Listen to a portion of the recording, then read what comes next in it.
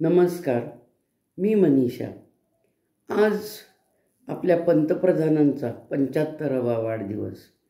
त्यामुळं आज माझ्या चॅनलतर्फे त्यांना विनम्र अभिवादन करण्यासाठी त्यांच्याबद्दलच मी 4 शब्द बोलणार आहे. 2014 साली आपल्याला त्यांच्या नेतृत्वाचा लाभ मिळाला आणि आज 2026पर्यंत अखंड अव्याहतपणे ते तिसऱ्यांदा पंतप्रधान झाले.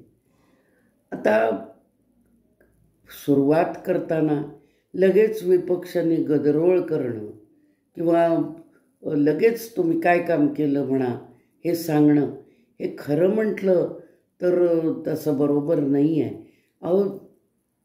हातात सत्ता आल्यानंतर किमान वर्ष तरी लोटायला पाहिजे. आपलं काम कसं आहे, काय आहे ते जनतेला समजण्यासाठी, विपक्षांना समजण्यासाठी. पण काय आपल्याला त्याच्यात जास्त शिरायचं नाही. तर ज्या वेळेला ते पंतप्रधान झाले त्यावेळेला संसदेची पायरी चढताना किती नम्रतेने आणि किती आत्मविश्वासाने त्यांनी पहिल्या पायरीला प्रथम नमस्कार केला आणि मग त्यांनी संसदेमध्ये प्रवेश केला. प्रवेश केल्यानंतर आता विरोध हा तर त्यांच्या पाचवीलाच पुजलेला आहे आणि सत्ताधारी पक्षांना विरोधी पक्षाला तोंड द्यावंच लागतं. पण किती प्रमाणात विरोधी पक्षाने सुद्धा बोलायचं, कोणत्या लेव्हलला बोलायचं किंवा काय. पण ह्या आपले जे नेतृत्व आहे, आपले जे पंतप्रधान आहेत, ते कोणत्याही थराला जाऊन त्यांच्यावर टीका झाली तरी ते आपला आत्मविश्वास ढळू देत नाहीत आणि तसं ते त्यांच्या चेहऱ्यावरही दिसत नाही. आणि त्यांनी एक ठरवलेलं आहे ना की आपल्याला देशाचा विकास करायचा आहे, जनतेसाठी काम करायचं आहे, देशासाठी काम करायचं आहे. आत्तापर्यंत देशाला जगामध्ये काहीही म्हणजे कुठलं खेळात असू दे, कोणत्याही क्षेत्रात असू दे, आमच्या देशाचं नाव आम्ही कधी जास्ती करून ऐकलं पण नाही.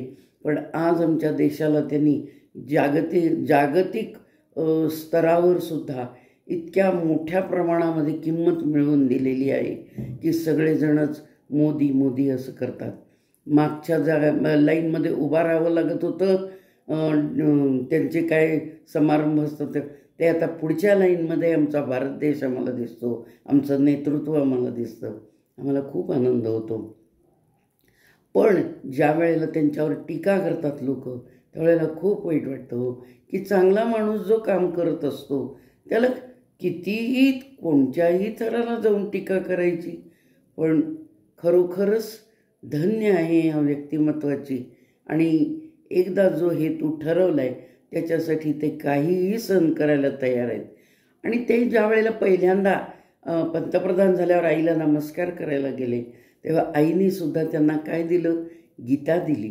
आणि भगवंतांनी 12व्या अध्यायामध्ये जे सांगितलेलं आहे ते श्लोक मला नेहमी त्यांच्यावर टीका ऐकली की मला ते आठवतात की समशत्रौच मित्रेच तथा मानापमानयोः शीतोष्ण सुखदुःखेषु समसंग विवर्जिता तुल्यनिंदा स्तुतिर्मौनिर संतुष्टो येन केनचित अनिकेत स्थिरमतीर भक्तिमान मे प्रियो नरहा.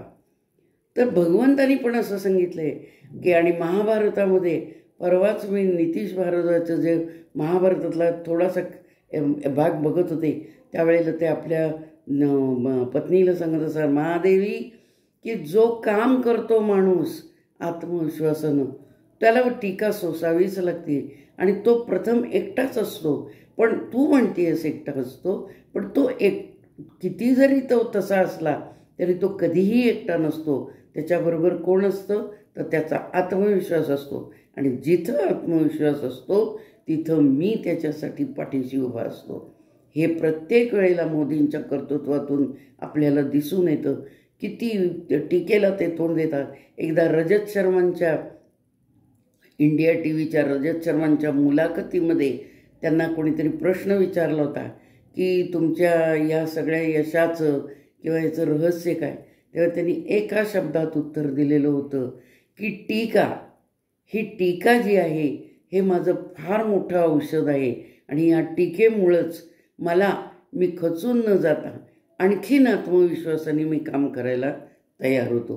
तर असं हे नेतृत्व आपल्याला मिळालेलं आहे आणि कित्येक दिवसांनी हे आपण बघतोय की शास्त्रीजी, अटल बिहारीजी यांच्यानंतर आपल्या देशाला हे एवढं कर्तृत्ववान नेतृत्व मिळालं.